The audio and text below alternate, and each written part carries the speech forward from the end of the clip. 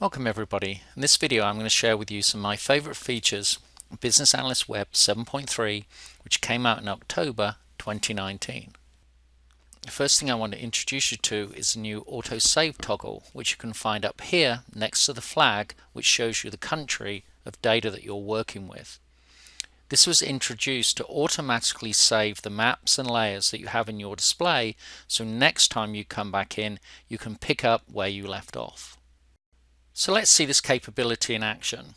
When I log out, nothing's going to be remembered because the toggle button is off. I'm going to log back in and you'll see I'll come back to the familiar sites and projects area. When I go to maps, I won't see anything on my map display. I'm going to have to add them using the navigation and table of contents page. But now when I turn it on, next time I log out, it will automatically remember all the sites and locations I had on. So when I click Esri headquarters on, it automatically loads those drive times. You can see because the toggle button is on, the next time I log out and log back in, it's going to remember everything that we just had on this display. This is really important because what it allows me to do is casually dip in and out of the software. I can be working, go to lunch, come back from lunch, log back in, and everything will be restored just as I want it to be. This is a truly fantastic feature and a great upgrade to the software. It's probably my most favorite feature that's been added in the last couple of years. I now want to talk about the new side-by-side infographic comparison option. Historically, when you've created an infographic, it's been produced like this, a single window in which you navigate using the menu to each one of your trade areas. You'll see now we have a side-by-side comparison option. What this does is turn all of your functional trade areas into a side-by-side view. So you can see here I can scroll through any of these characteristics and the individual elements was in my infographic. What you'll notice is that I'm benchmarking the 5-minute drive time, and because of that the 10 and 15-minute drive time values for home value and for mortgage as percent of salary are being compared to that, and it's showing me the difference between my values at 10 and 15 minutes compared with a 5-minute. I can simply make any of my trade areas the benchmark, like in this case now setting it to be the 15-minute drive time. So now here we are comparing 15 minutes where I can see the difference in the household income at 10 and 5 minutes, and there's some fairly considerable differences. One of the things you might also have noticed is the ability to add extra sites to compare. This gives me a list now of previous locations. So let's add Myrtle Beach, South Carolina. Click apply. And now we've added in Myrtle Beach, which I could make the benchmark in this case and now compare my locations in Redlands to Myrtle Beach, South Carolina. And if I scroll down, we can see the difference in housing costs, income value, etc., etc., associated with that location. And you'll notice in many cases we're also getting information about the differences, and our age population graphs show the considerable differences in percentage between our location in Myrtle Beach and everywhere else. This is an incredibly exciting capability that I'm really excited to bring your attention to. Historically, we've only been able to do this using tabular information, and now bringing infographics to life and showing this side-by-side comparison is going to make a huge difference for you, our users. Let's talk about some of the changes which have been made to drawing elements in the infographic component. This donut chart now allows me to manipulate a number of new features. For example, I can set the plot area color and the outline for it. What I particularly like are the individual changes I can make to the chart itself. One of the new features is the ability to change the outline color.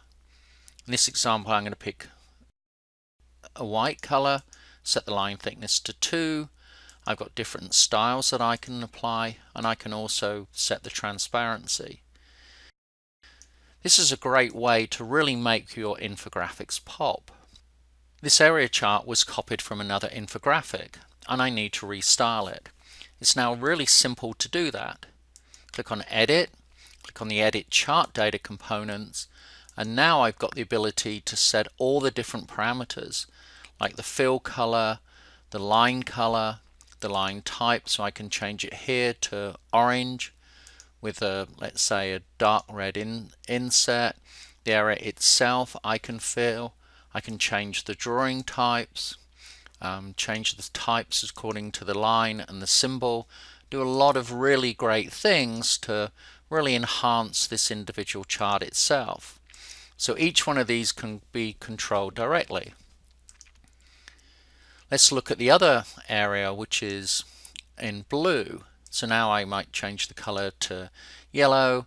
I'm going to keep this square symbol, but what I want to do is change the color of this, keep it dark orange, set the fill to red, change the thickness again of these different elements, and you can see now that I'm really starting to customize the individual components of this.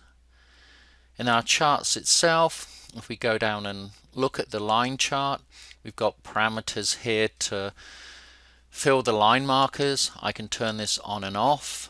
I can fill the area under the lines. I can turn that on and off, so I can see exactly what I've set up for each one of my components.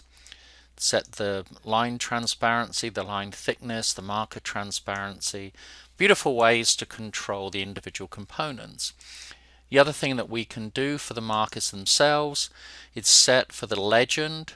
We can also update the legend to reflect the line styles that we've used by clicking on this Own Marker Symbols.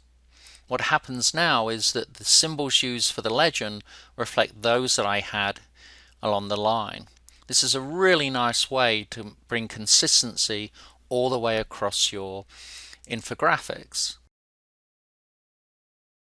Let's also talk about mapping. One of the new things we added is extra symbols.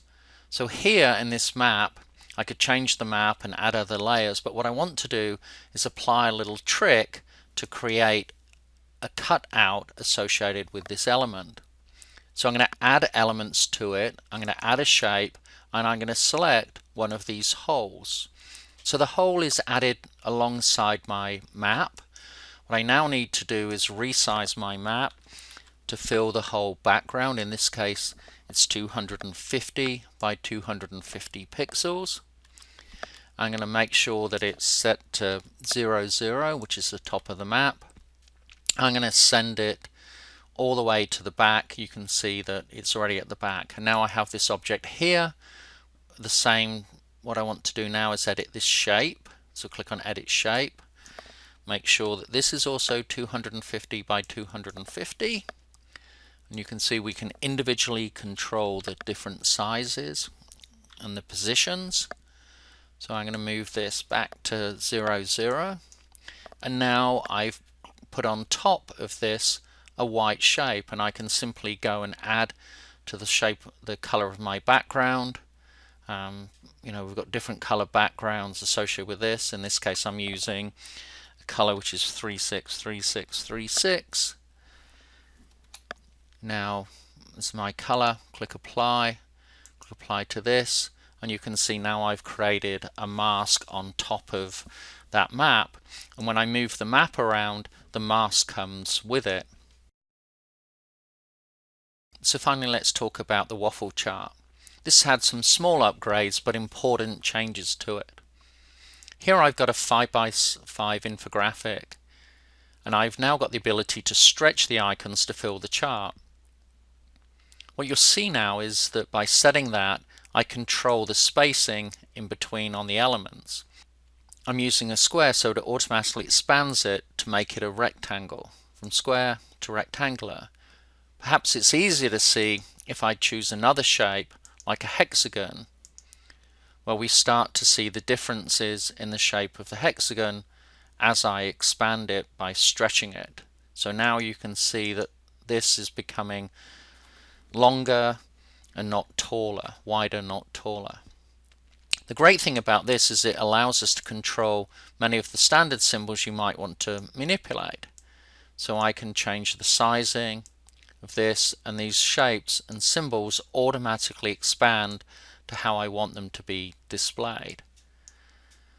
This is really good when you've got an icon rather than a simple shape. So let's say that my chart was talking about pet ownership. What I really wanted to do was use this cat symbol, and so now I'm going to apply the cat symbol, and as I change the size of the waffle chart, you can see that my chart is responding by that. It's being stretched and distorted, but it still looks beautiful independent of the size that I use it. So 7.3 has also added some wonderful enhancements to charts. I hope you found this video useful and look forward to seeing you on future ones.